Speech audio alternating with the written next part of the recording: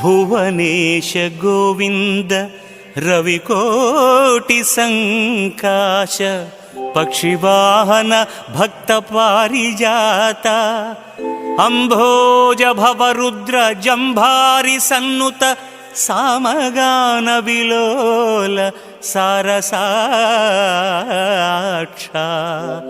वनधिगम्भीर श्रीवत्स कौस्तुभवक्ष शङ्खचक्र गदासि शार्ङ्गहस्त दीनरक्षक वासुदेव दैत्यविनाश नारदार्चित दिव्यनागशयना चारुनवरत्नकुण्डल श्रवणयुगळ विबुधवन्दित पादाब्ज विश्वरूप भूषण विकास श्रीधर्मपुर निवास।